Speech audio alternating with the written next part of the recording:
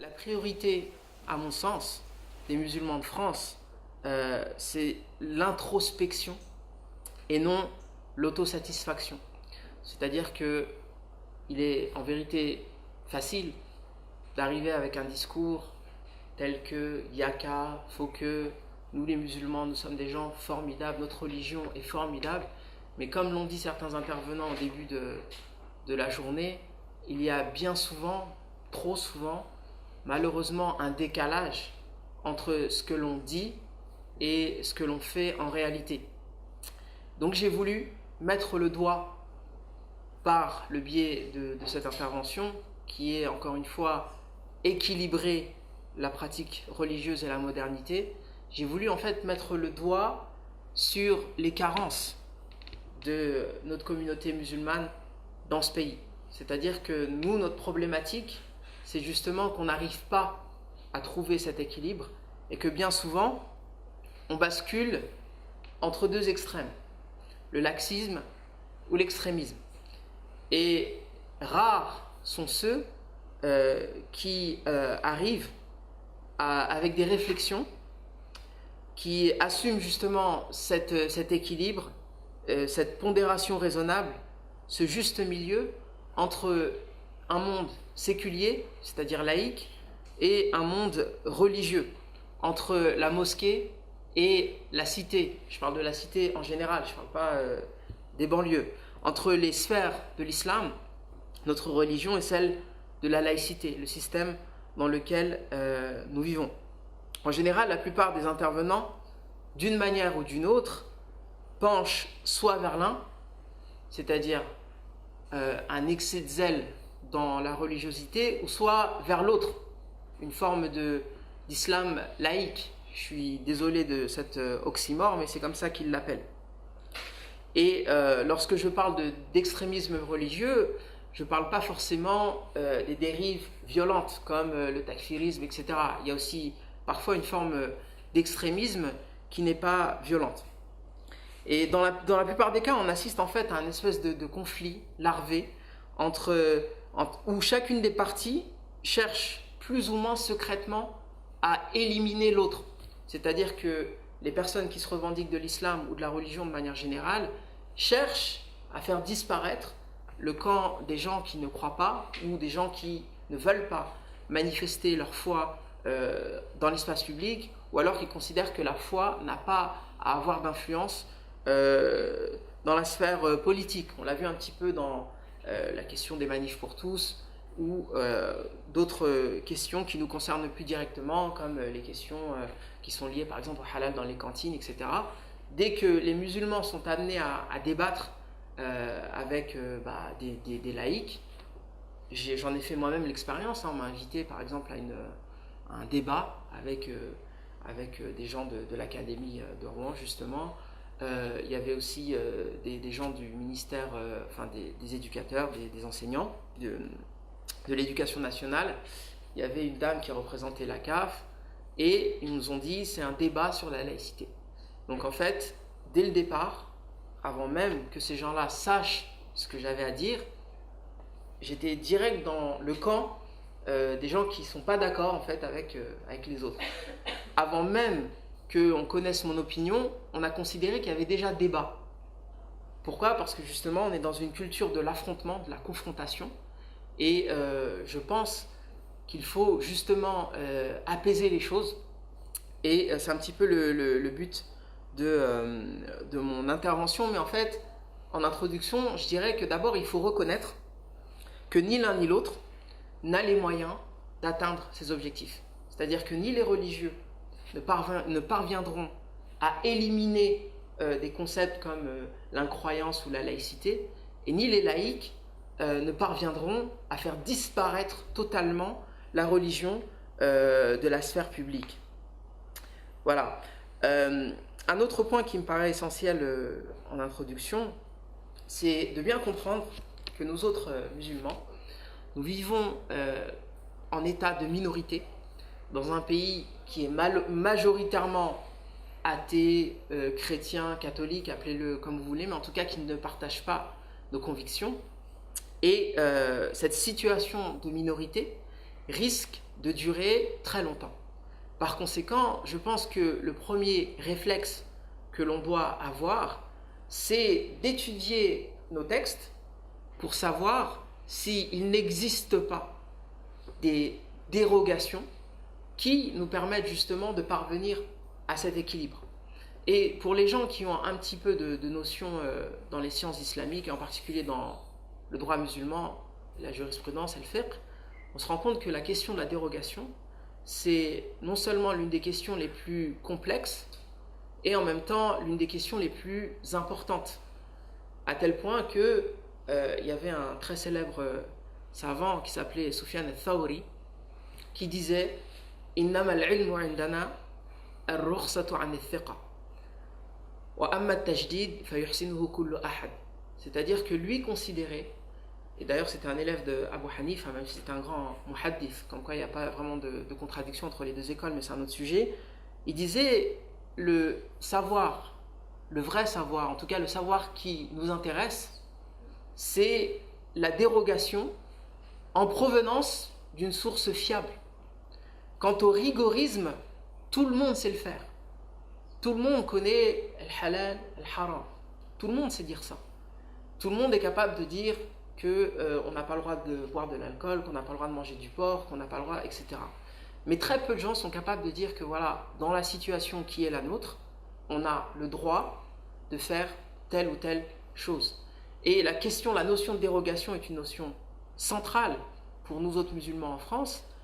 Et Allah Azza wa Jal, en tout cas le prophète sallallahu alayhi wa sallam nous informe qu'Allah Azza wa Jal aime que l'on ait recours à ces dérogations. Inna Allah yuhibbu an yu'ta rukhasahu kama yuhibbu an yu'ta azaimahu. C'est-à-dire que Allah Azza wa Jal aime que l'on ait recours à ces dérogations au même titre qu'il aime que l'on observe ses obligations. C'est un hadith prophétique authentique et je pense qu'il est très important de se remémorer ce genre de choses, mais de toute façon on aura le temps de le voir en détail. Et donc cet exposé n'est pas une énième tentative de relire les textes. Je ne suis ni un réformateur ni un musulman libéral, mais tout simplement un musulman qui s'interroge et qui tente de trouver des réponses aux problèmes de son époque dans le cadre de l'islam sunnite. Et mon obsession reste de trouver justement ce juste milieu entre l'adhésion, la fidélité au texte, au Coran, à la sunna du prophète sallallahu alayhi wa sallam, au consensus des ulama, ijma' al-ulama, et entre la société dans laquelle je vis, entre les impératifs, entre les contraintes de l'environnement qui est le mien. Et pour résumer, je vais me focaliser sur 3 points. Le premier point, c'est de restituer le contexte historique, social et politique dans lequel nous vivons. Le deuxième point, ça va être de mesurer les enjeux et les perspectives d'une présence musulmane en France. Le troisième point, ça va être d'élaborer une ligne de conduite en adéquation avec ce contexte. Alors, il est évident que résumer l'histoire de France en quelques mots, c'est un exercice extrêmement difficile. Mais puisque le sujet est la religion, je retiendrai 5 dates ou 5 périodes de l'histoire de France qui me paraissent essentielles pour bien comprendre le contexte dans lequel on vit et comment nous en sommes arrivés à un tel niveau, un tel degré de crispation dès lors qu'il s'agit de religion en général, mais d'islam en particulier.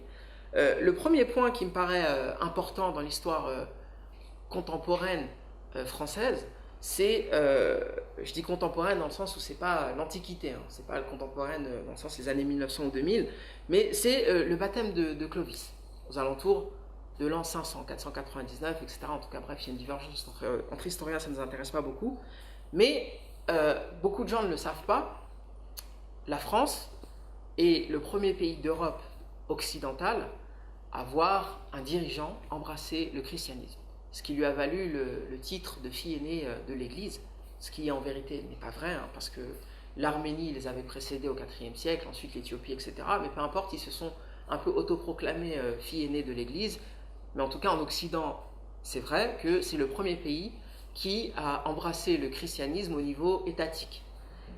Et au-delà de cela, sans rentrer dans des détails historiques, pareil, qui ne nous intéressent pas beaucoup, si on considère que Clovis, en tout cas l'État qu'il dirigeait à l'époque, qui ne s'appelait pas encore la France, mais si on considère qu'il y a une continuité entre l'époque de Clovis et la nôtre, ce qui est plus ou moins vrai, même si les frontières ont beaucoup bougé, il n'y a pas beaucoup de pays dans le monde qui a eu une telle continuité géographique et politique que la France. C'est-à-dire qu'à l'époque de Clovis, en l'an 500, ni l'Angleterre n'existe, ni l'Allemagne n'existe, ni l'Espagne n'existe, ni l'Italie, etc. Il y a très peu de pays qui ont une telle ancienneté, mais surtout une telle continuité. C'est-à-dire qu'on va trouver des pays comme la Chine qui sont bien plus anciens que la France ou l'Inde ou la Perse, mais si vous voulez, il n'y a pas eu de continuité. Il y a eu à un moment donné, ils ont subi des invasions, les Mongols, etc., ou les musulmans pour le cas des Perses ou des Indiens. Mais en tout cas, l'ancienneté de la France va jouer un rôle important dans l'inconscient collectif. C'est-à-dire que la France est un pays très ancien, et en tout cas relativement ancien, et surtout très anciennement ancré dans le christianisme. La deuxième date que je vais retenir, c'est la bataille de Poitiers en 732. Est-ce que tu peux me soulager avec un verre d'eau, s'il te plaît? Voilà, classique.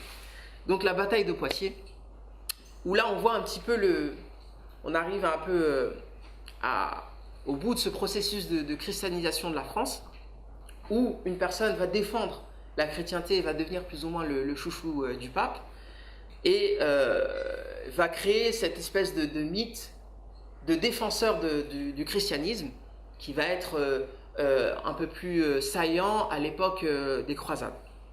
Ensuite vient la période des guerres des religions, c'est-à-dire le XVIe siècle, et notamment le massacre de la Saint-Barthélemy.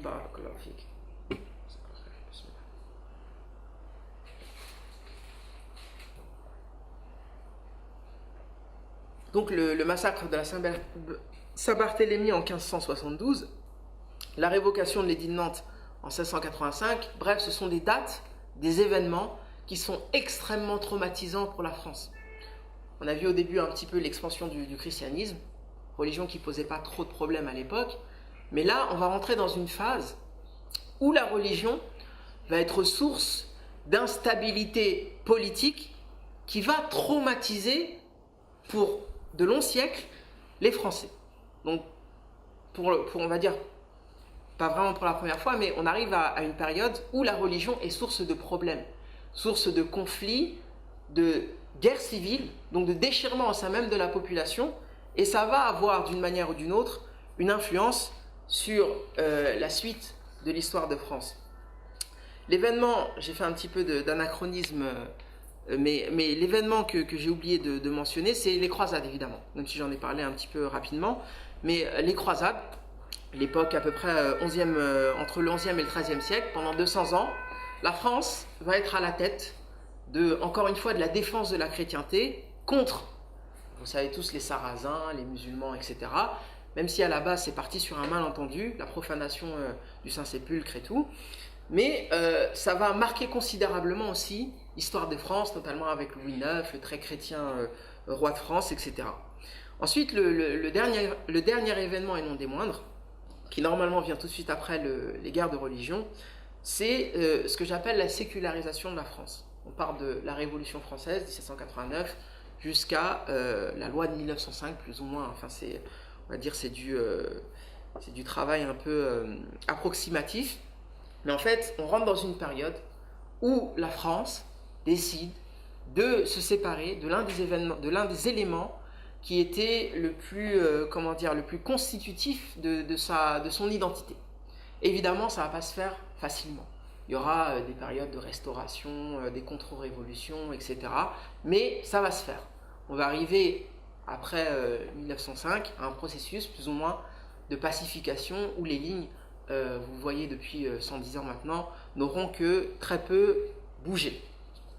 Donc ces 5 événements expliquent en grande partie le ressenti des Français à l'égard de leurs concitoyens musulmans Et les enseignements que j'en retire à titre personnel, c'est que, premièrement, la France a de profondes racines chrétiennes. Et c'est très important que les musulmans aient conscience de ce que ça représente, le christianisme, même pour les gens qui sont désormais des athées.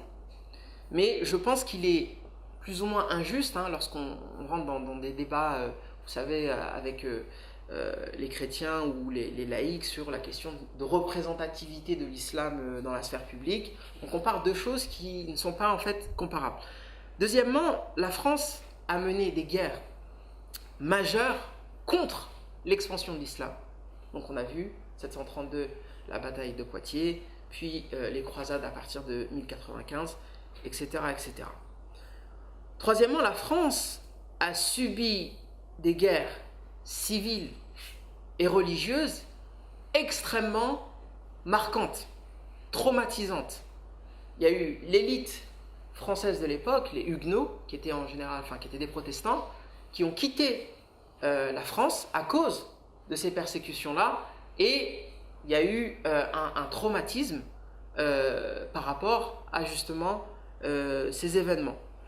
Ensuite, le dernier enseignement que j'en retire, c'est cette notion de séparation. Ils sont arrivés à un moment donné où ils se sont dit il est nécessaire que l'Église et l'État divorcent pour des raisons, on va dire, plus complexes que la simple raison de guerre de religion, mais c'est aussi un petit peu l'espèce de corruption qui existait au sein du clergé, qui a aussi contribué à oppresser les Français par l'intermédiaire de la monarchie, et aussi qui a, depuis l'époque du baptême de Clovis, plus ou moins cautionné le mythe de monarchie de droit divin. En bref, ils ont justifié pas mal d'injustices au nom de la religion, et ça, les Français ne l'ont pas oublié.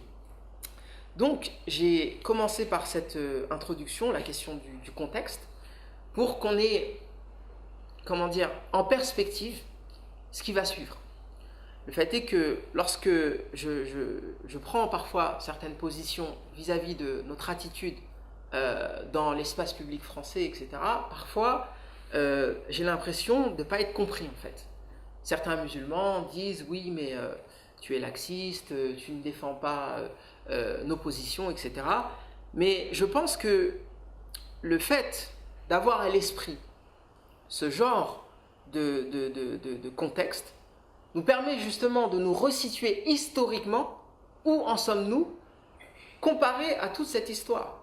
On ne peut pas penser notre situation seulement par rapport aux événements récents du XXIe siècle, ou alors la première vague d'immigration. On parle souvent de l'islam en France depuis l'arrivée bien souvent de nos parents dans les années 40, 50, 60, ça dépend des vagues d'immigration. Et à partir de là, on a vu qu'on avait certaines libertés, et on se dit, en vertu des libertés qui nous sont conférées dans la Constitution, nous revendiquons tel et tel droit. Mais en fait, c'est pas si simple que ça. Et on est obligé de remettre notre histoire, qui est très récente, dans un contexte qui est bien plus ancien. Et à ce titre, je ne suis pas tout à fait en désaccord, je suis vraiment désolé de le dire, mais le musulman doit être sincère et honnête, même envers ses adversaires, voire ses ennemis. Je ne suis pas tout à fait étonné de la position de Marion Maréchal Le Pen, qui dit que oui, la France elle a un passé chrétien, etc., que les musulmans doivent le reconnaître. En vérité, je suis tout à fait d'accord avec elle, même si je ne vais pas être d'accord avec elle sur la finalité, mais je pense qu'il est très important d'avoir cette honnêteté intellectuelle, en fait, de se dire que voilà, nous sommes les derniers arrivés, on ne peut pas être les premiers servis. Ensuite, je passe à la question des enjeux, mais avant de mesurer les enjeux de la présence des musulmans en France, j'aimerais aborder la question du positionnement. Comment se positionner face à un système, à une culture, à une société qui s'est construite en dehors des principes de l'islam. On a bien vu les dernières polémiques à la suite des événements du 13 janvier sur les réseaux sociaux. Bon, j'ai pas de compte sur les réseaux sociaux, mais j'en ai forcément entendu parler. La question du drapeau français, pourquoi tu mets un drapeau français, pourquoi t'en mets pas, etc. Il existe en général deux extrêmes et un juste milieu quant à notre positionnement entre la fascination totale, tout ce qui vient de France est extraordinaire, la France est un pays laïque, donc je suis laïque, c'est une république, donc je suis républicain, etc. etc. Et l'autre extrémisme, c'est le rejet total et catégorique de tout ce qui vient de France. Ça vient de la France, donc c'est un pays de koufr, donc c'est des kuffars, et tout est interdit, tout est haram, parce que c'est français, c'est du made in France, etc. Le juste milieu, excusez-moi, consiste à faire le tri entre ce qui est à prendre et ce qui est à laisser. وَلَا يَجْرِمَنَّكُمْ شَنَآنُ قَوْمٍ عَلَى أَلَّا تَعْدِلُوا. Ça, c'est un verset que le frère Brahim a récité tout à l'heure à l'un de nos frères qui avait, comment dire, un petit peu vigoureusement signifié son désaccord, qui signifie dans Surat Al-Ma'ida que l'inimitié que vous avez envers un peuple ne vous conduise pas à l'injustice. I'dilu huwa aqrabu lit-taqwa. Soyez juste, car la justice est plus proche de la piété. Et ça, c'est pour le verset du Coran, mais pour ce qui est de la sunna du prophète sallallahu alayhi wa sallam, on retrouve également des éléments qui nous invitent à l'objectivité, même si on parle d'un peuple qui ne partage pas nos convictions religieuses. Et ce hadith, c'est l'un des hadiths, pour ma part, l'un des plus extraordinaires que j'ai entendu. Je me souviens exactement du lieu où je l'ai entendu pour la première fois. Je sortais d'une mosquée, à l'époque je vivais en Égypte, on avait un voisin qui était originaire d'Albanie et qui aimait beaucoup le hadith, et de temps en temps il nous faisait partager certaines de ses connaissances. Et je me souviens de la situation dans laquelle il nous a rapporté ce hadith, et depuis cette époque-là, j'ai jamais oublié ce hadith. C'est un hadith qui a été rapporté par l'imam Ahmed, mais qu'on retrouve également dans le recueil authentique de l'imam Muslim, Sahih Muslim, qui a été rapporté par un compagnon du prophète sallallahu alayhi wa sallam, qui a un nom un peu étrange. Il s'appelle Al-Mustawrid Al-Qurashi, pour les arabophones. Al-Mustawrid, ça veut dire en arabe moderne l'importateur, hein. Évidemment à l'époque ça n'avait pas ce sens-là, mais en fait tous les éléments du hadith m'ont marqué, même le nom du rapporteur, je le trouve assez marrant. Donc قال المستورد القرشي عند عمرو بن العاص سمعت رسول الله صلى الله عليه وسلم يقول تقوم الساعة والروم أكثر الناس. قال له عمرو أبصر ما تقول. قال أقول ما سمعت من رسول الله صلى الله عليه وسلم. قال لئن قلت ذلك إن فيهم لخصالا أربعا إنهم لأحلم الناس عند الفتنة وأسرعهم إفاقة بعد مصيبة وأوشكهم كر بعد فرة وخيرهم لمسكين ويتيم وضعيف وخامسة حسنة جميلة أمنعهم من ظلم الملوك. Je le dis volontairement en arabe pour les frères arabophones, tellement les mots que Amr ibn al-As a prononcés sont pertinents, percutants, et même en arabe ils sont tous très jolis. Donc Al-Mustawrid al-Qurashi, un compagnon du prophète sallallahu alayhi wa sallam, a dit en présence d'Amr ibn al-As: le jour de la résurrection viendra alors que les Roum, on va expliquer ce que ça veut dire, constitueront la majorité de l'humanité. Réfléchis à ce que tu dis, répondit Amr. Il a été choqué par la parole de ce compagnon. Et le compagnon a répondu: je ne dis rien de plus que ce que j'ai entendu de la part du messager d'Allah sallallahu alayhi wa sallam. Si tu maintiens tes propos, répondit Amr, eh bien sache qu'ils ont 4 qualités. Ils sont les plus cléments en période de trouble, les plus rapides à se rétablir d'un malheur, les plus prompts à revenir à la charge après une défaite, les meilleurs envers les pauvres, les orphelins et les faibles. Et une 5e qualité louable et remarquable, ils sont les plus fermes contre l'iniquité de leurs dirigeants. Donc le début du hadith dit qu'à la fin des temps, Ar-Rum, qui est bien souvent traduit dans les traductions du Coran, il dit souvent les Romains, etc., même si l'Empire romain n'existait plus à l'époque, Parfois ils disent les Byzantins, c'est déjà plus correct historiquement parlant. Mais les commentateurs de ce hadith disent que le terme Ar-Rum désigne soit les Européens de manière générale, ou soit les chrétiens de manière spécifique.